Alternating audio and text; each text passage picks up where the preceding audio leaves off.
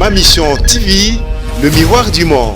Église olingi ba fungula yo futa kampa côté église osana Saint-Esprit osana rabababa osana robobobobo bar magasin a futaka impose ndo moni l'état azongi siemba ngumba parce que économie ezana difficulté ces derniers temps le songe c'est un moyen par lequel nzamba yaka kotali sa vie ya mutu osomona ezala ndoto ya mabe ezala ya malamu soki omoni yango landa pasteur na yo esika osambelaka na yo nakutana na makambo moko awa na kamwa yango banda le nyonso wana na sali partout là où j'étais na yoka yango mokolo moko te problème te na bisa ba pasteur bazala calme c'est vrai loko ba pasteur bazo silikeza mabonza eza ba dimende kanda peza wana na ndoto na yebisa ki oyaka na sambela yo nazo sambelela yo ezonga na hôpital osasa ba examen oyelanga ba résultat asala nga prière moko ya pas même une minute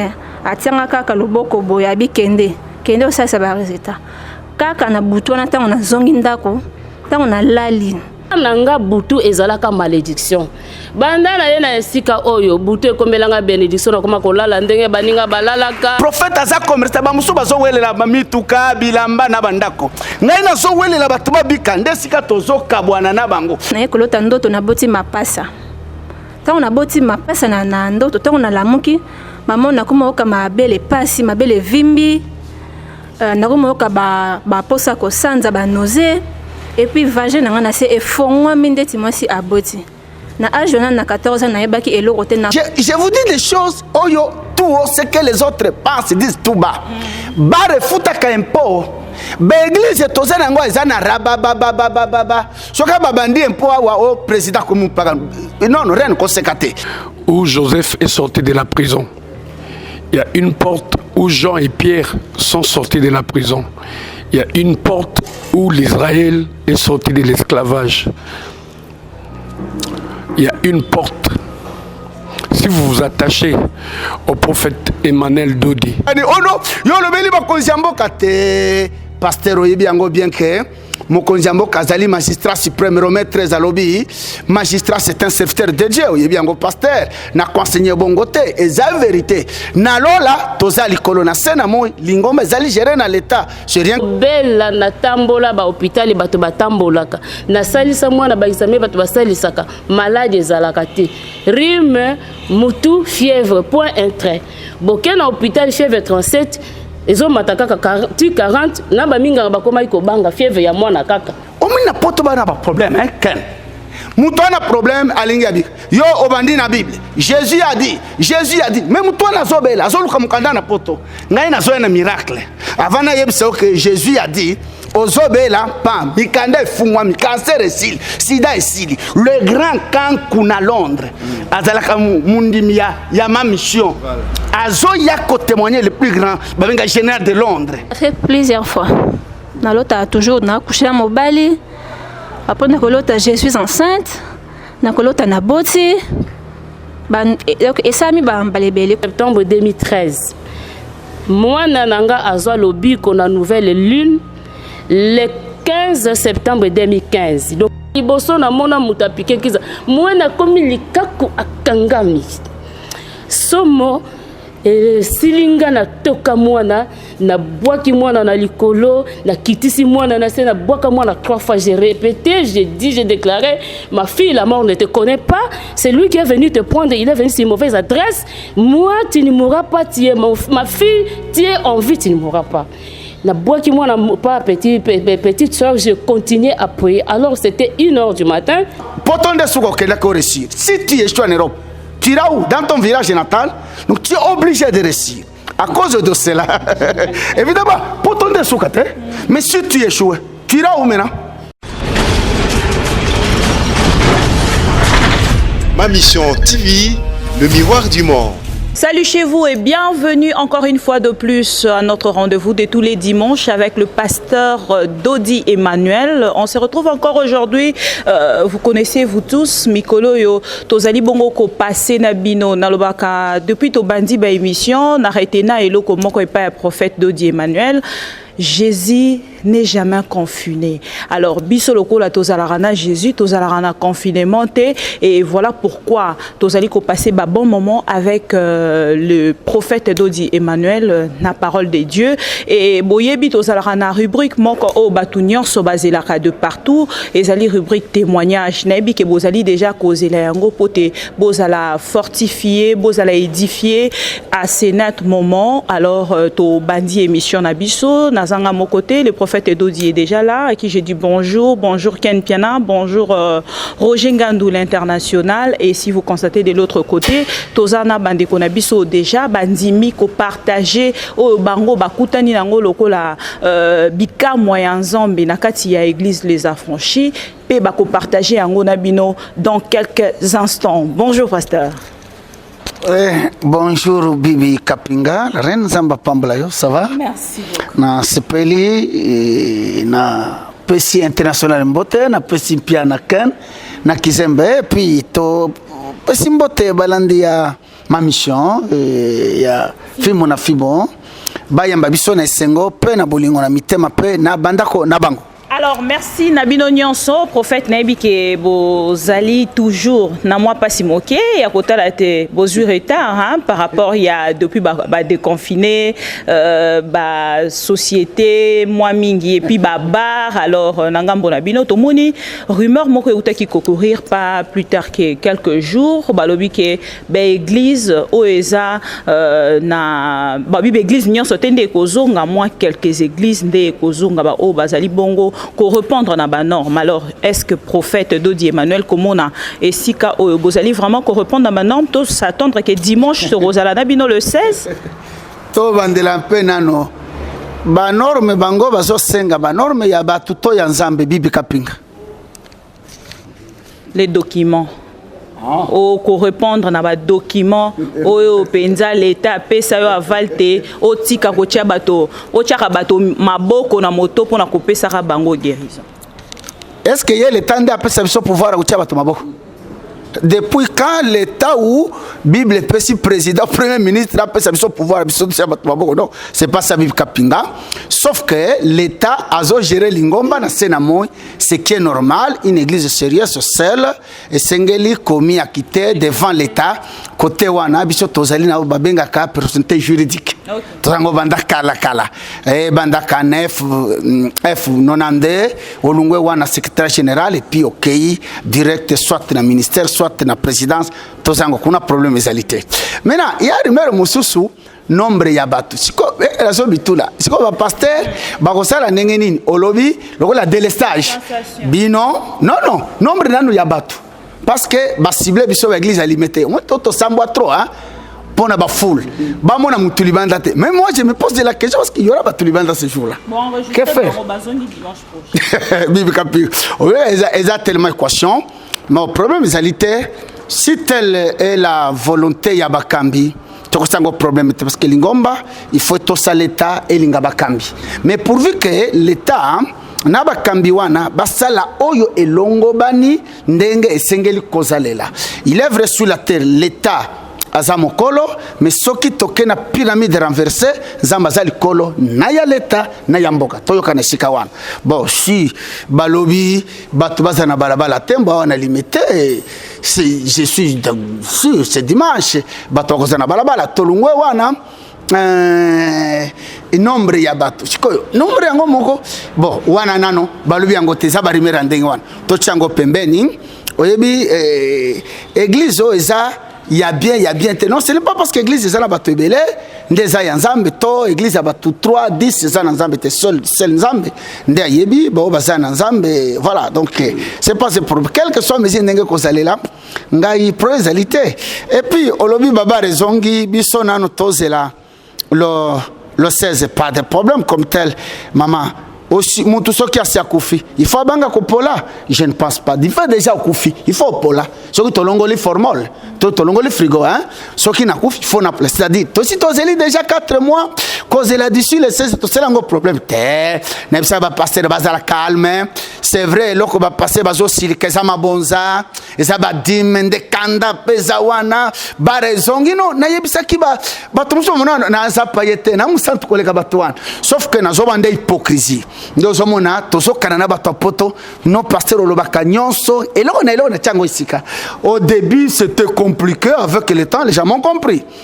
Tenez, yo église olingi bafungula yo futa kampa côté église osana Saint-Esprit osana rabababa osana robobobobo bar magasin afutaka impose ndo moni l'état azongi siemba ngumba parce que économie ezana difficulté ces derniers temps, c'est rien que ça. Et sur les 16 tokozonga et puis mabonze kokota ba pasteur soit calme to samla notre président Tolingamboka que Dieu vous bénisse. Alors voilà, prophète Dodi, ceux qui balandeli au bien au kaba prophète musu to pe ba pasteur musu barolobake, tant musu su yondo OK, ipe kuna bosangani mwa likopa ba pasteur pour na ko influencer parce que tant ozali kotali c'était pasteur ozana mikanda te mozana robobobobo ozana rabababa mais quelque part faut ebape ke ba okotalo balobia omoni moto azo combattre bisoye.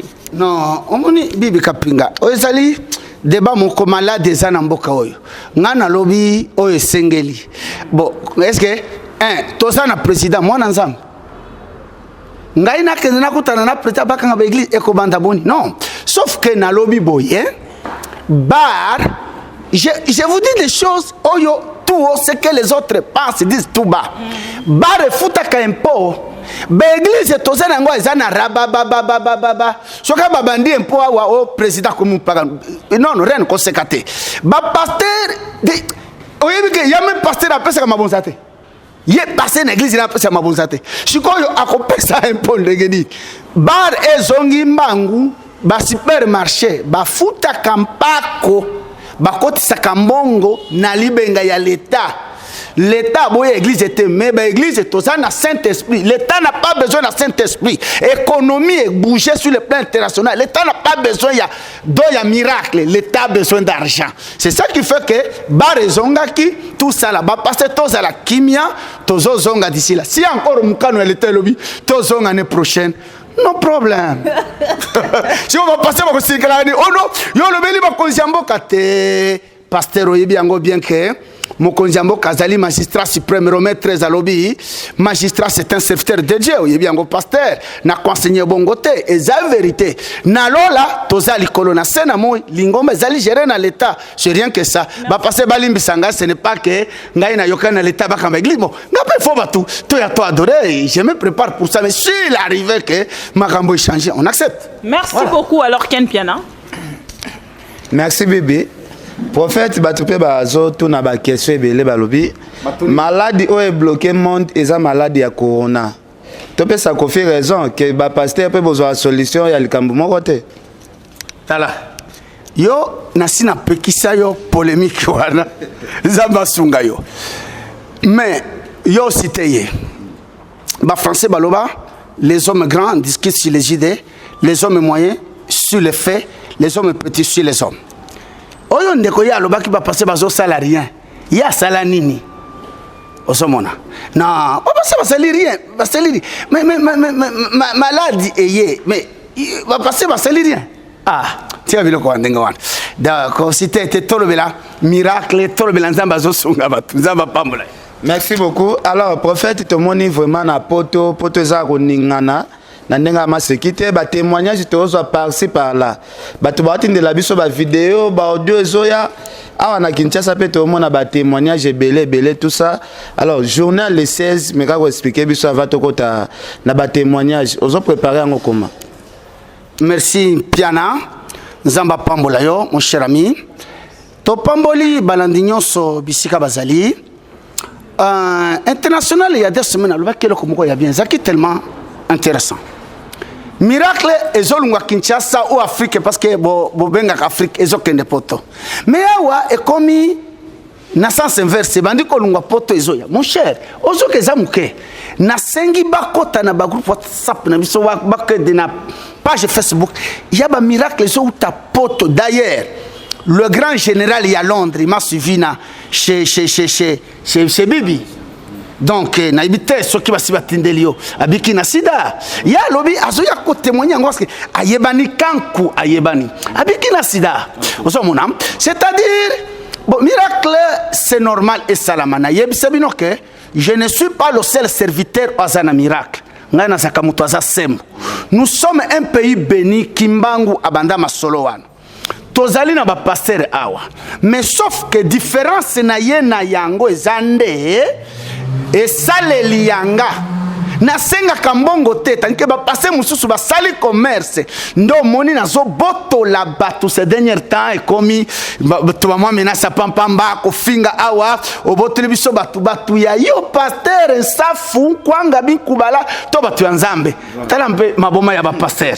Ngai na yende na rythme ken vérifier yango yo to sali musala nzamba pambola yo o contribuer na système yo moi poto na buki yango kaka na pesi nzambe lukumu pona nini rythme toyeli na yango jamais mutu ya poto abenga pasteur asenga mongo te je suis le seul asenga mongo te eza wana Kinshasa tuna lingomba ba supporta kangate c'est quel pasteur? Je suis le seul parce que l'église ne supporte pas. Okay. Dis-moi comment on a négocié un bon poto. Même si ma propose que yango nana mission quand un prophète arrive, un prophète a comme mission batu babika prophète aza comme resta ba muso bazo wele la mituka bilamba na bandako. Ngai na zo wele la batu babika ndesika tozo kabwana na bango. Sikoyo epi dede. Yo okay na sisa wan na pesa micro na kapinga swati na yo. Omi na poto ba na ba problème ken. Mouton a problème à l'ingébi. Yo obandi na Bible. Jésus a dit. Mais mouton a zobela. Azoluka mukanda na poto. Ngai na zo na miracle. Avant na yebisa que Jésus a dit. Ozobela pam. Mikanda fungwa mi cancer esil. Sida esili. Le grand camp kuna Londres. Azalaka mundimia ya ma mission. Azo ya ko témoigner le plus grand. Babenga général de Londres. So na bilo konenge wana. Ba cancer pai. Donc c'est-à-dire na yena solution. Mouton azobela. Oh banda ko yebisa Bible ba pasteur ba sokende ko welela oh moni ba musicien bazana kisi avant que faut pasteur lité ya kan. Est-ce qu'on a besoin de ça? Jamais. On a besoin de solutions comme on appelait Francis Kalombo solution. On a besoin de solution. Tala banda ko ça prendre poto hein. Mais dizali ya mitindo na mitindo bazana ba priya mikanda mina ba soluka mosungi ya bato. Alléluia. Voilà.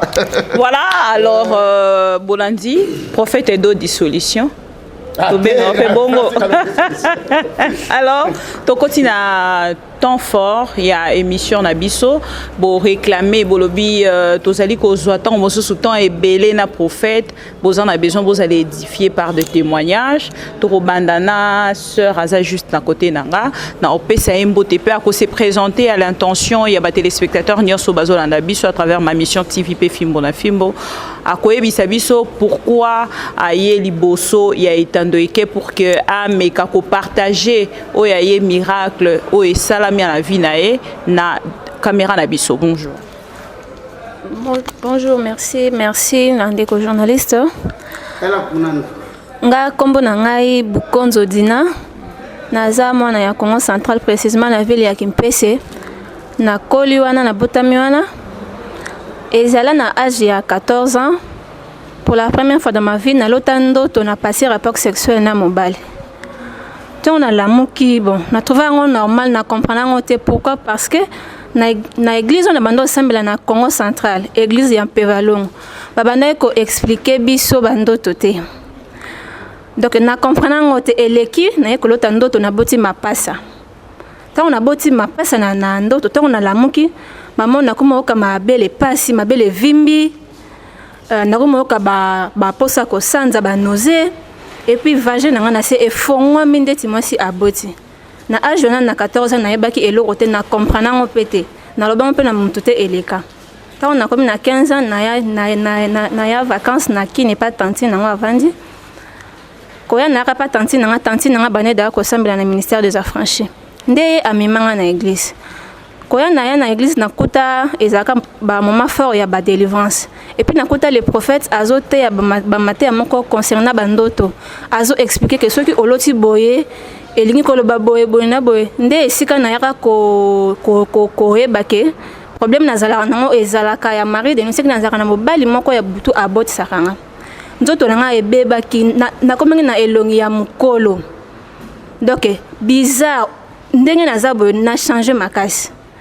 ou kaka na kati ya ba prière wana nde na ko luka passer chamanda comme ko encadrer nga tant on a expliqué ba problème non ça ça va au continuer kaka na losambo na se ya ba prière on nde na ko skolota ba telinga poison na micro na kufi na kata toilette tant on a lamuki bande ko libumu et vimbi sur place makile bandi ko bimanga na zolo na komi tant on a lamuki na vraie vie oui na bo moto boy makile bandi ko bimanga na zolo libumu vimbi na bandi ko sala ba renvoi moko ya sola kopola tant on a na moni bongo na bengi passer chamalabi ça va yaka kota na retraite tant on a koti retraite nde na retraite na zolo ta les prophètes Emmanuel Dodi azo bien nga dina ozana problème nini na mi pese la réponse te a répliquer sur bi ozana problème a libumu bi oui nazo ka libumu pasa bi yaka na biro na assemblée la yo na lamu ki boyendo to assemblée la ngate nde na kemo na passer chamala bi ça va kende kaka e pa mosakoli o expliquer yemo akoye bandenge akosala nde na kena na biro ya prophète Emmanuel Dodi ayambinga na expliquer papa tala ndoto na loti abi ça va nazo landa kaka ndenge olota ki comme na ndoto na yipsa ki oyaka na sambela yo nazo sambelela yo ezonga na hôpital ça ba examen oyela nga ba résultat asala nga prière moko ya pas même une minute atianga kaka loboko boya bi kende ça ba résultat kaka na butu na tango na zongi ndako tango na lali nde nazo lota ndoto na lota bandoto mibale ndoto liboso na zongi na kimpese na lupango na biso tango na koti na kati ya ndako na kuti mutu moko abimi na chambre ya grand frère nanga tango abimi na chambre ya grand frère nanga abane koya na objectif a séduire nga tolala naye koya abane koya tango mi pembeni nanga na kangi ye tobandi kobunda azaki tellement mbinga menga na lekaki ye na makasi na kangi ye na loboko na bwaki ye kobwaka na bwaki ye mba moko alonge mutu akomi mbwa alonge mbwa akomi niao alonge niao akomi mpuku tant akomi mpuku après azongi mbwa abimi akei deuxième ndoto nazolota na mikuti na hôpital gravement malade na hôpital na moni mosakoli abimi linga na mbeto hôpital mais koya le prophète Emmanuel Dodi abane koya azoya na dina ya mibale mo mosi moko ya propre kitoko siko ngai ya kolala na mbeto hôpital nazomitala mais oyo ngai prophète azui mutu oyo wapi nazomitala vraiment na pasi wana nazotombola nazomitala tant le prophète a commis pembeni nanga abanisiko koyebisanga nga o nalala na mbeto hôpital azoyebisanga dina ça ce n'est pas ton corps voici ton corps naye kozongisela o nzoto na yo ya solo oyo nzoto za nango eza ya yo te mbala moko mosakoli atie loboko boy dina oyo ye ayaki naye amati ndesi na mopepe et puis azui a posé katinanga on alalaki na mbeta hôpital bandeko ko lamuka na lamuki libumu ezongi normal makila na zolo ekatani ba renvoi ya sola kopola esili mamelongi nanga échanger na zongi ndenge na zalaka kala même vagin na ngai ezaki toujours ya kofonga mandeti mutu déjà abota nzoto nanga ezongi normal na zongi vraiment ndenge na zalaka kala et depuis ce jour là bandoto na nyoso ekatana na bika bato belé babande bato bayebainga na ba 2012 ba 13 soki bamoninga lelo bakokama bamso babane kotunanga ozalaka mwasi ya libala ngabi me pourquoi bozo kotunanga be babite ozalaka na elongi moko ya bamikolo donc masque de vieillesse mo elata inga nazaki na elongi ya bamikolo depuis ce jour on a lota ndoto wana na lamuka na bika jusqu'aujourd'hui je suis totalement guéri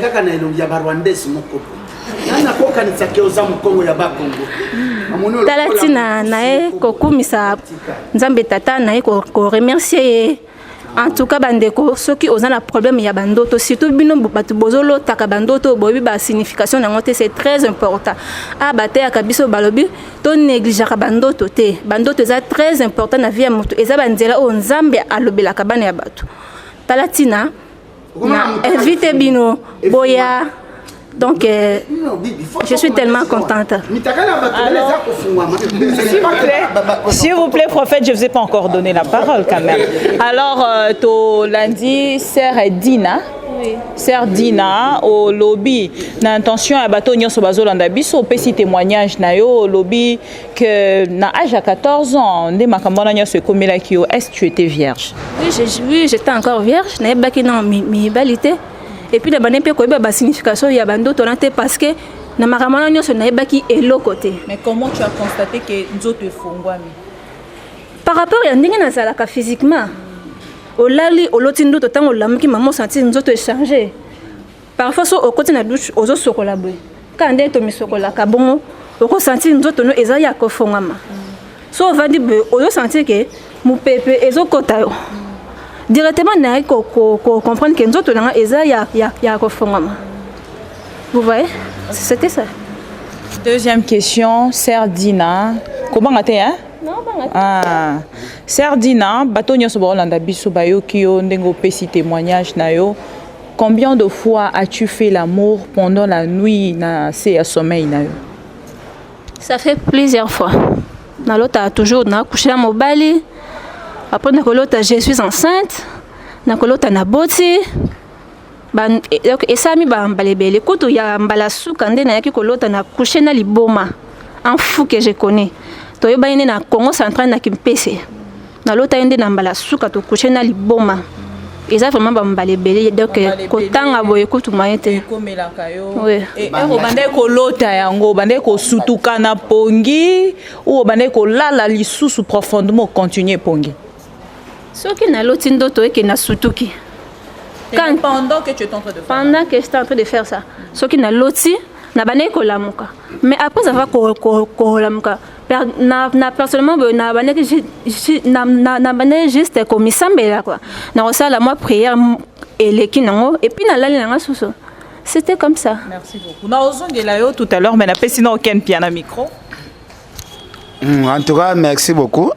Ngana lobaka na balandi o balanda biso namona c'est comme si ba mama bazeke na ba père bazeke ba fongola pe ba église le loto mona chez prophète Emmanuel do di batu bazoya ko zonde ba solution mais ba prophète belé baza ba église o kaka yoza ba problème oza ba problème o mona mutaketi na liwa kufi mais awa to mona ba problème ya batu bazola ngo ba solution donc ezola sa différence ya chez prophète Emmanuel Dodi na différence ya ba pasteur ya ba zeke banganga babatama na kombo ya ki pasteur de ya ki na ba problème na OK naza pena na question mingité na question pena mingité mais expliquer biso depuis aya awa ça fait combien des années est-ce que depuis ba sambela makambango ya kalsusu voilà depuis na awa ça fait 5 ans. En juillet 2015 et depuis Basambelang Mokamana et à Souté et Katana. Nazonga normal. Nazonga vierge. Oh babi abalobaka nyonso. Sœur azonga vierge. Kozonga vierge ou pas avant na lotan. Kozonga vierge pendant au tukoloba. Merci beaucoup. Alors toke pas prophète Dodi Emmanuel, prophète Dodi to qui sert à lobby na biso quelque part que eza na kati église ba la kisaka bango ndenge nini ko négliger bando toté. Bato ebele bazolanda biso. Ndenge na tuni question tout à l'heure.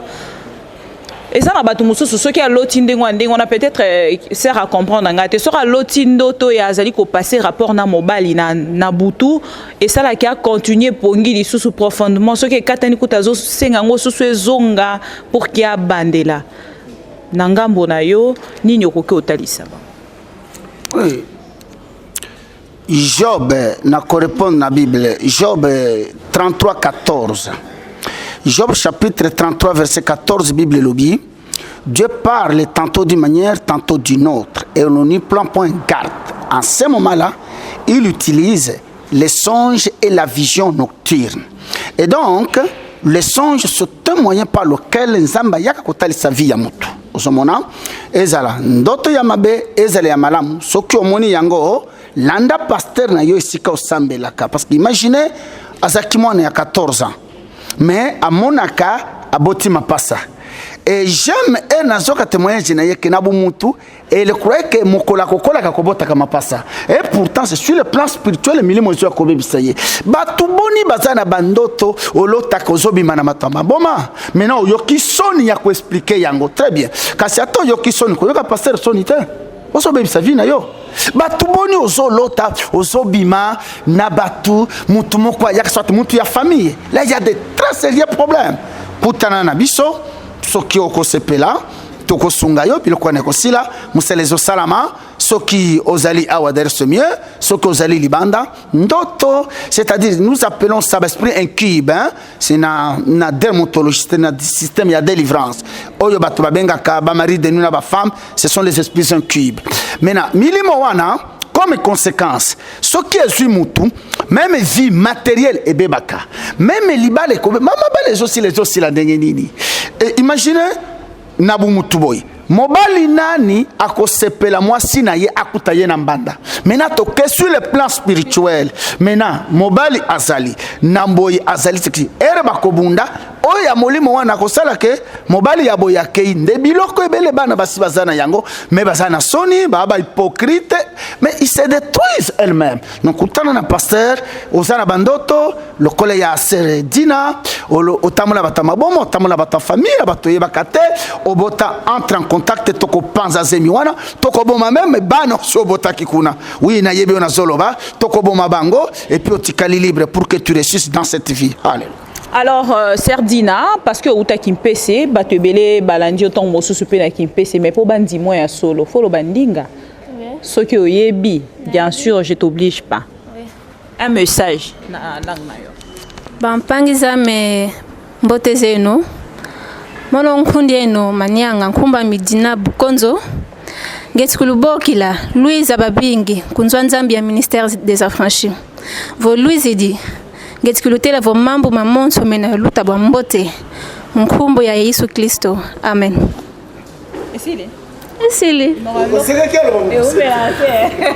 Merci beaucoup, sœur Dina. Alors cette fois-ci, vraiment, tu vas réagir. Je ne comprends pas pourquoi.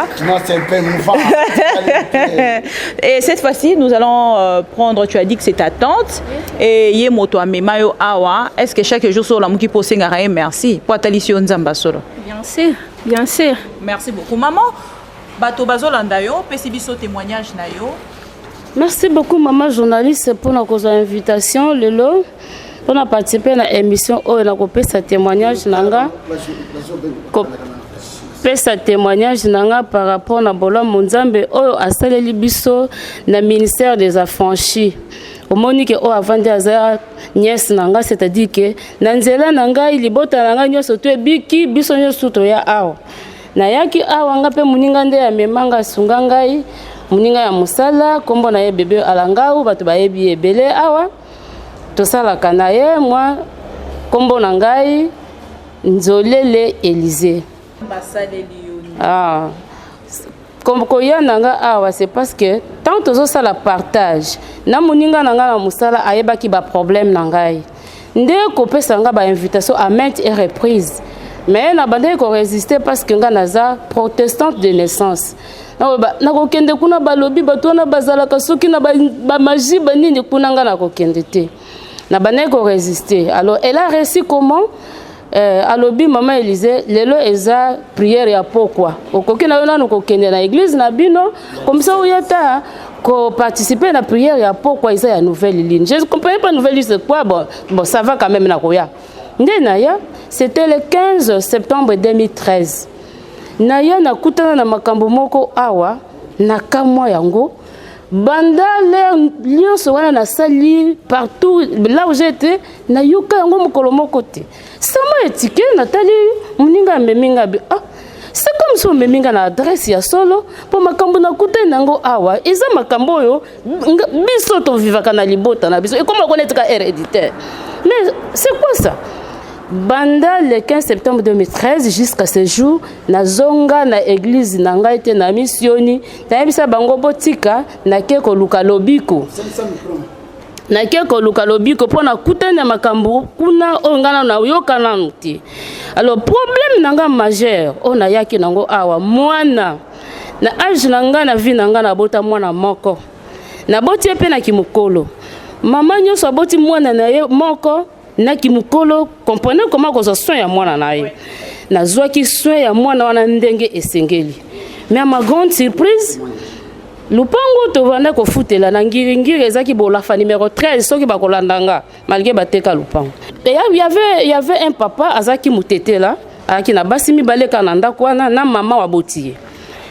Alors en face couple moko bazaki wana babengi mama na bango ya mukolo na mboka aye congé pa na bango wana bazaki bataba Kongo bayombe. Alors cependant que nazo choyer mwana nanga à tout moment même naza libanda naza na mwana nanga na nzoto et comme ça. Maman wana mutete la wana elle me demandait toujours pesa mwana na mema. Nazo pesa mwana kilo mais comme que voulez-vous nazo pesa ye kaka.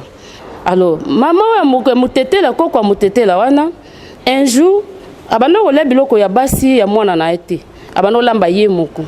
Alors baboma kintaba ipana bango balambi ntaba mama na lambi ntaba na nde na ye atina mwasani ya muke aye ko pesanga mama pesa mwana siko na tali mwana a bébé alia kate comment ko pesa mwana musuni ya ntaba na sani na zui na tia na ndako toute la journée biloko na fanda na nzungu na kipe yango te na sani na ndako na babutu bonatalia soki pe na bwaki biloko bakoloba abwaka ki biloko bapesi ye na sala nini na zui musuni wana na kati muke na lie le reste biloko na bwaki nzoka nde nazo bebisa mwana na nzela mabele nga na lie mwana tango atete ba esprit nyonso tu makanisi nyonso misala nyonso mama na kanaki ekoti kati na mwana na ebelo te. Alors comme maman na pokwa na sokoli mwana alali pongi nga nazo bongisa bilamba na ye na tremper na koti douche na sokoli 21h30 na kota na ndaku na pousa na pembe na mwana azo chauffer plaque ya moto. Je me suis dit fièvre oyo et uti wapi ndenge nini donc okoki ko raisonner ba mi balete heureusement nazala na mbongo na zui mwana mbamoko na memi na ebisile ki nanga toke na hôpital oza makama kota na ndako te. Toké na hôpital bando gangela nga mwana depuis quand fièvre bon moi je connais pas c'est tout de suite fièvre zu mwana basali mwana nde bakoye ko sala mwana et en fin de compte fièvre et bandi quand même ko kita batebiso en observation vers 23h balobi bolo ko fièvre ekiti ezo kita bokende kola na ndako bwa musikate nde mo pongine kezwaka mwana lali ngape na lali moke nde place nazo mona mwana ya niawu ya kitoko niawu ya boti ya kitoko na mwana ya ntaba les deux nyama wana bakoti na ndako bazoki vraiment kitoko makasi. Alors bazoko distraire nga bakoti na ndako je me dis babibwelo o kitoko boye nzoka na distraction tana o distraire bango wana baaki na objectif bakanga mwana bakende na ye nga na ebité tango nazo na distraction na surtout ki bo mungongo lobi nanga yo oza na distraction bayibi mwana bakena mwana piqué crise na surtout ki bonga na loti ndoto te c'est quelqu'un qui m'a parlé c'est quoi ça maman na lamuki na kiti na longo musika na kiti na se na bandi ko prier na malembe mais mungongo ezo mata je comprends pas na ibisi mwana tozaka na ndako leki nanga lamuka to bondela y a un problème. Le temps na bandi ko bondela mungongo ezo mata na zo ganga donc j'étais vraiment conduit par l'esprit saint. Alors mungongo mususu lobi nanga mais ozo bondela est-ce que otali mwana ozo bondela parce que ba lobi que mwana a piqué crise bakena mwana nde na yoki su mungongo na kena tomboli muske na tali mbala liboso na mona muta piqué crise mwana komi likaku akangami somo silinga na toka mwana na boaki mwana na likolo na kitisi mwana na se na boaka mwana 3 fois j'ai répété j'ai déclaré ma fille la mort ne te connaît pas c'est lui qui est venu te prendre il est venu sur une mauvaise adresse moi tu ne mourras pas tu es ma fille tu es en vie tu ne mourras pas na boaki mwana pas petite soeur je continuais à prier alors c'était 1h du matin de 1h à 4h du matin esprit bande ko tambusanga na yebi yango te to lamuka na tongo tout était éparpillé. Alors à 4h du matin molimo kiti j'observe l'enfant mwana afongoli siko misu mwana zo talanga a lobati mambe otala mwana nzambe batu libanda pendant que na bande ko prier batu balamuki na lupango Comme tu vas lobby, qu'est-ce qui lui arrive? Tu fongoles la porte, tu bêtes à fongoler la porte. Papa moko lobby, a beaucoup qui déranger te fongoler la porte. Botikaye assemble la moko. So bolingo sungaye, bino bosa la prière les bandes meye botikaye. On a ozoya na église to. Na komina no awa te makamunyo so nazolo ba wana na avant na koma awa. Tango nyonso wana esalemi mwana milimo se côté mwana tongo etani. Moi quand même akufa kité na tolamuki na tongo mais la maman koko azalaki mal à l'aise, elle déclarait à la nuit pourquoi nazo déranger bato ko sambela na tongo na ke na église na biso na missioni na yebisi bango tala passe na ngai ba bondeli pour nanga na zonk sur hôpital batali malade ezate. Mais qu'est-ce qui s'est passé na yebité tango na komi awa pona pasi wana parce que sima ya wana mwana asunyoka maki makasi kobela na tambola ba hôpital bato batambolaka na salisa mwana ba examen bato basalisaka malade ezalaka te rhume mutu fièvre point un trait boke na hôpital fièvre 37 ezo mataka 40 na ba minga ba koma iko banga fièvre ya mwana kaka et alors ezalaki esengote na tambola na zo solution te. Alors, bande konanga ba ebisinga lokola to tamboli to solution te ba lobi mama moko asalisaka na makala to mekana nukuna azaka mama asalisaka. Na ndimi to kende to komi kuna ono bosomba soso ya bomoy. Bosomba nkoba ya mai. Boya na machete, boya na elamba nzungu. Mbongo to pesi. Mama wana azu soso akati et alors makila wana batie na mai basokole mwana ba makila e koso basali bi. Je me suis dit est-ce que oyo kaka ezaka nzambe maman wana a déclaré boy avant abandonner ba cérémonie na ye azalaki na ndako tanto komi tango azana ndako aibimi aya kotala batu nyonso bazaki libanda wana atelemi atalabe bino nyonso boza na ba problème ya solo mais problème eza na mwana oyo muke o bozo mona na ebité na se ya tango oyo pasteur moko te akobikisa mwana oyo mais biso tokosala tout que to délivrer mwana autant na yoka eloko bongi sala kamnga même mawa donc basala na nzambe kasi musala bango nini po mama lo biloko aboye. J'étais pas convaincue à moi-même et maman wana sala o asala même laisser l'enfant. Oui, je le sais toi na famille so na boyi ba famille ko lo bato mema ki yo boyaki. Alors basali mwana basali balati mwana basinga e konsoto ye na ndaku rien ne change.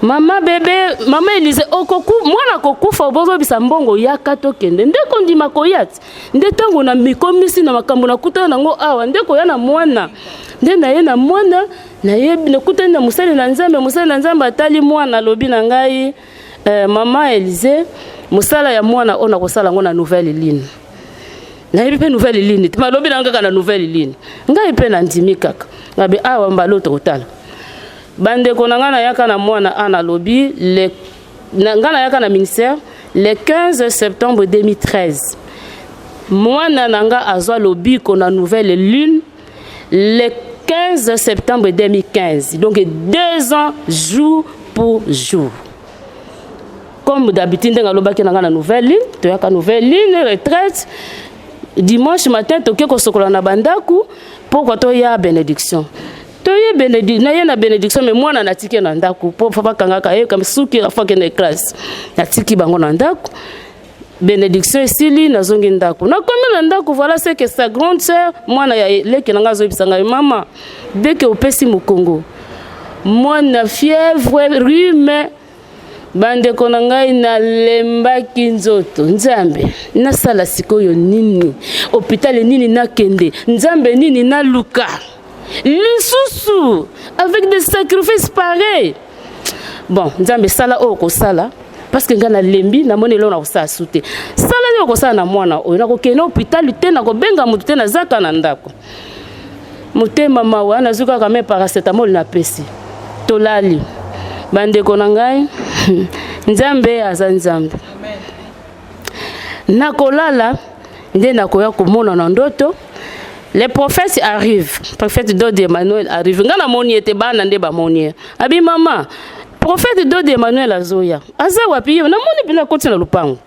Aye akoti Alors akoti mama Elise boninga bia papa pasi mwana kaka bongo kaka nengwana pesanga mwana na bimisi mwana na salon na ndoto subitement je vois ma grande sœur aînée grand frère nanga pembeni to fandi biso nyonso passer abitia mwana na tie mwana katikati passer kolongola mwana bilamba atike na caleçon ya pamba tomoni passer atombola musapi bonde na tie boye atomboli musapi aye na côté gauche atie mwana musapi pota e pasuki penza pasa mon opération katikati sususu côté le susu donc yaki toi pota ya milai penza mais maite makilati l'enfant elle-même a lobby pasteur ozo sala nga opération mais na moni ata matériel mon côté ozo ko sala nga opération na nini prophète Dodi Emmanuel azongise ya na lobby nazo sala bunganga ya Nzambe minute mukenda moni ba pota wana e bandi ko vimba lokola ba ballon d'or awa evimbi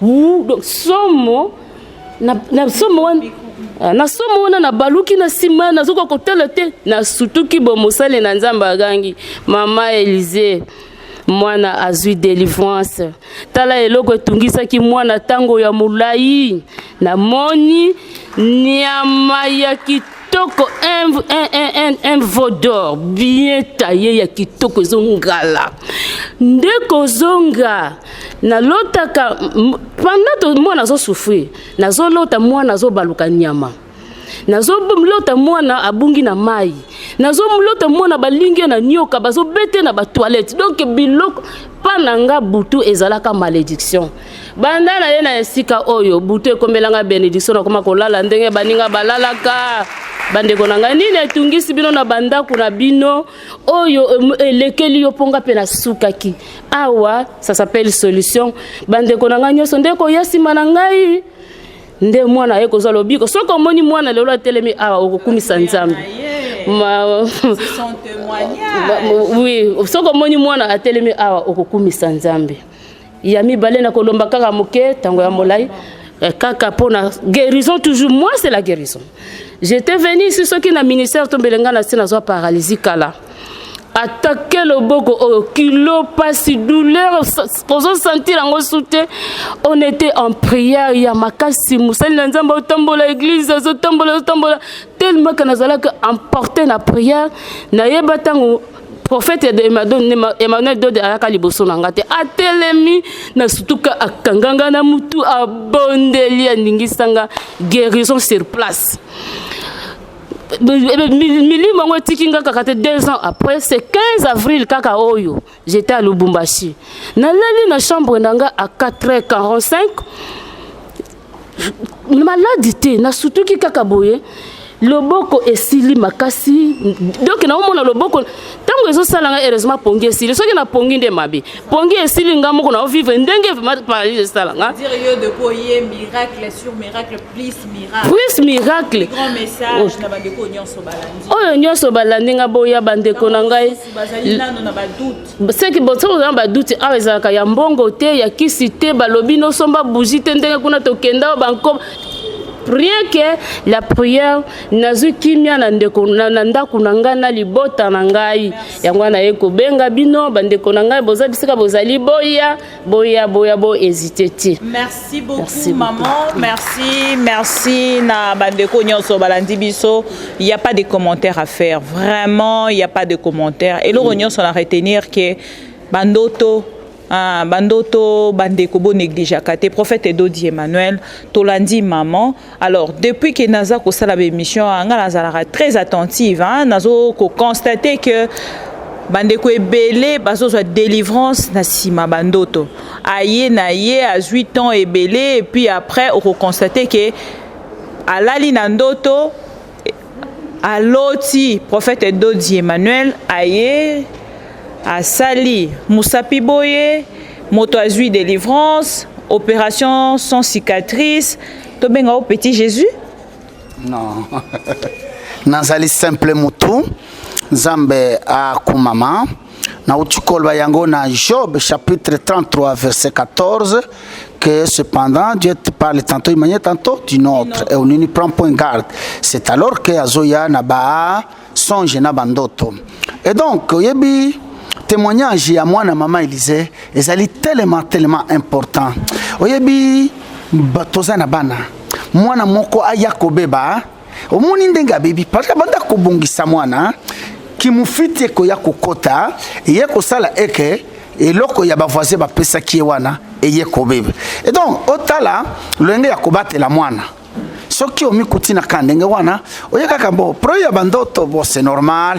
Est-ce que naza petit Jésus? Non, naza simple mouton. On en parlera un jour. Merci. Merci beaucoup. Alors Roger Ngandou, l'international, tes analyses, et ça la rappelle bien, une petite analyse par rapport à ces deux témoignages. Ouais, sorry. Nous avons tous suivi le témoignage à Bassista Nabiso, au Baotikoleka na plateau. Moi, je dirais tout de suite que à chaque épreuve, Dieu trouve toujours un moyen d'en sortir. Chaque situation difficile que nous traversions, Dieu ouvre toujours une porte pour trouver une solution. Il y a une porte où Joseph est sorti de la prison. Il y a une porte où Jean et Pierre sont sortis de la prison. Il y a une porte où l'Israël est sorti de l'esclavage. Il y a une porte. Si vous vous attachez au prophète Emmanuel Dodi, par son trichement, Dieu va ouvrir une porte pour la situation difficile que nous sommes en train de traverser. Merci. Et voilà, dans la phase 2, il y a témoignage Nabiso, il y a Lelo. Boyebi ezali temps fort. O bandeko ebele vraiment bazelaka pour que bazala édifier. Nangambo nanga bozali komona ezali mwasi na mobali, ezali frère na sœur, bazali couple. Bako témoigner pour na couple na bango. Bonjour maman. Bonjour maman.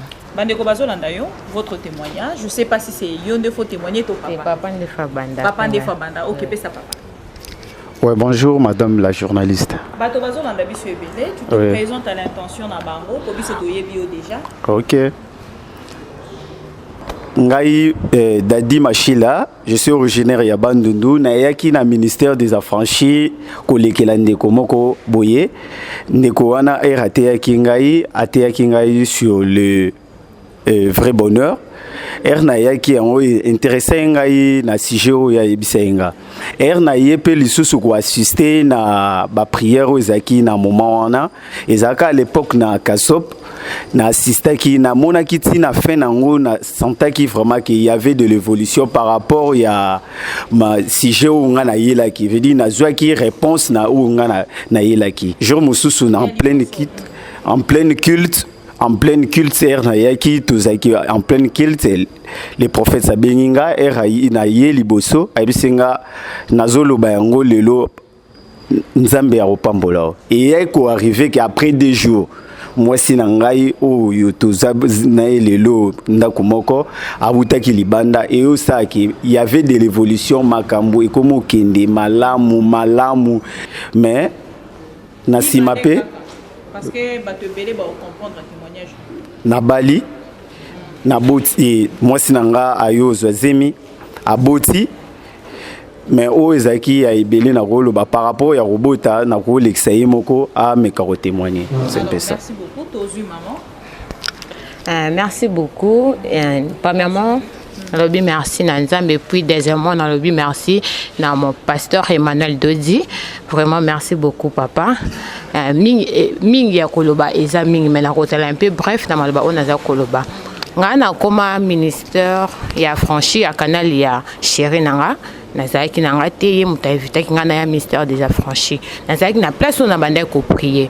Avec ko ben ça que non, il y a ka place wana na monique non spiritualité et puis bon enseignement et ça bien il y a ka tout ça là wana bino. Na place nanga na priaka.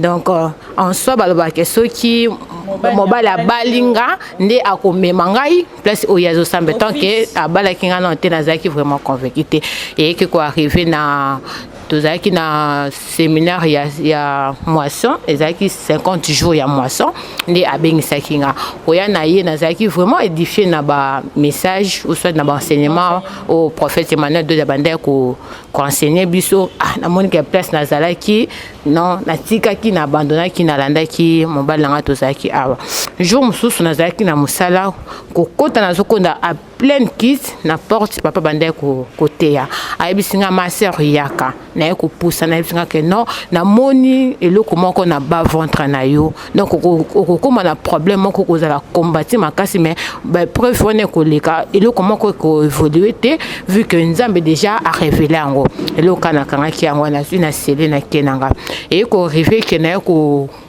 koma jour accouchement vraiment ba complication ebandaki ya makasi naye kokende le jeudi na 9h nakomi kokoma nakomi bayebisangaka non moi naza 3 cm tokomi na 18h baye koyebisanga ke non ma sœur nde eza photo intervenir yo na cas ya césarienne place na vandaki na lobi non nga moko eloko moko yelikati nga bino prophète Emmanuel de ayebisaki nga ke eloko moko ekoyela yo mais okoza ekomema yo na ba moment difficile mais nzambe akolonga na yebisi docteur wana nga non nde na zaboy na kobota na césarienne te botika nga tina tanisa lobi so bomoni ke évolution ya mwana ezate wana nde na kosani na konzima césarienne tu ko benga papa tout ça qui était tu ko benga pasteur Tosha tu ko zoyer zaki 22h papa vraiment c'est sacrifice que pasteur Tosha est in hôpital et puis va compliquer non akokota te ni nabité na sala ka 2 minutes à prière papa yaki kokota pasteur Tosha koti a prier vraiment nazaki na foi parce que nabaki na mon pasteur alobe nanga ke eloko moko ekoleka mate ndenge déjà emonisa makinga mona komi koloba nzambe sur réellement que aza musana na yo donc déjà alobi maloba boy donc il faut ekokisama nazaki na foi na venditi le lendemain le vendredi de kokoma ba 9h ma 9h te kokoma hanga binzambe to komi tongo yango donc il faut vraiment intervenir parce que moi na bande ko boucher te donc moi na depuis na comme ezai 3 cm ngape na bina ko bota na césarienne te parce que balobek na que problème ko yetongo balobek da bas ventre c'est vraiment na mona que ça problème peut-être il y a les boum donc na zaki vraiment na foi te ko comme ti 9h donc ngamoko na leli na façon nyoso te ko comme ti ba 10 ans na comme mona sikoyo moi na komi ko bouger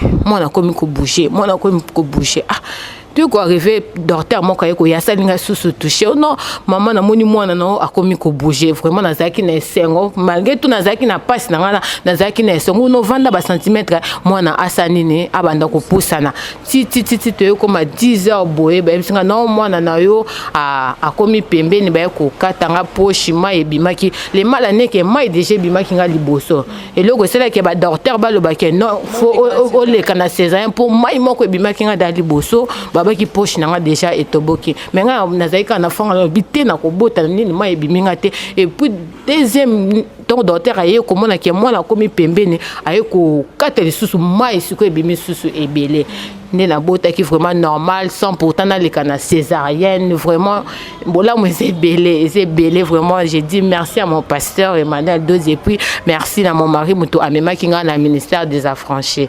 Moi nanga Yami Bale. Merci beaucoup. Bolandi témoignage il y a couple Dadi et Bolandi pe madame ndenge nini ya lobby. Alors biso tokoki ko transmettre kaka ba image ndenge bino moko bozo mona po balobi TV ezalaka radio te bolandi bango boyoki bango balobi mais un message na bato nyonso balandi yo ba maman o nyonso balandi yo lo bana maman. OK. message na koloba que l'église est belée, l'église est belée. Ce qui compte c'est plus enseignement. Donc fermement au nini pasteur au place bozali, oza ko pesa bino. Vraiment na beng sabat mingi ba ya, kozala vraiment te ke ozala desi na tambola na monite mais ya kanon na ministère des affranchis, au canal il y a mon pasteur, mon prophète Emmanuel Dodi, il y a kanon vraiment miracle isa et puis isa te ke miracle ba pesi biso mais isa miracle mo isa réalité vraiment au biso moko to moni na quand il y a ministère des affranchis. Merci beaucoup. Alors prophète tokomina suka tozui deuxième phase na biso ya témoignage na ngambo na yo na ebité nini okoki koloba na bandeko nyonso balandi commentaire ezate musala eloba mingi que biso et donc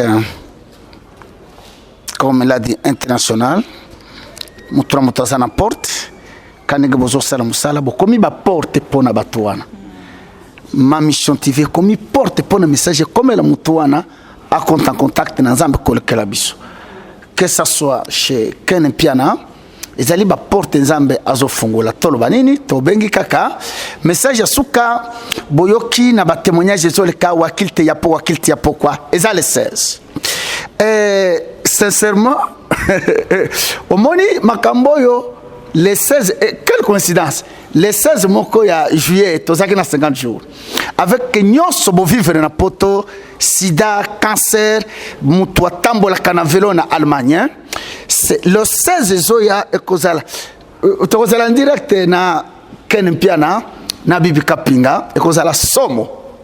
Je vous parle calmement. Nazana délivrance à sorcellerie ndeko oza na Nairobi, Afrique du Sud, na Europe, Australie, Japon, Canada, États-Unis. Mais ozo vivre kindoki. C'est comme Israël, mais kindoki landa bango. C'est comme je termine, notez bien. Jacob Bakaboni na là-bas, assez abimaki, mais oncle naye là-bas landaï à cause yaba terafim, moi sinaya iba c'est la sorcellerie. Ozali na poto tu es en train d'échouer. Bato poton de souko que la réussir. Si tu échoues en Europe, tu iras où? Dans ton village natal, donc tu es obligé de réussir. À cause de cela, évidemment, pour ton dessous-kate, mais si tu échoues, tu iras où maintenant? Au village.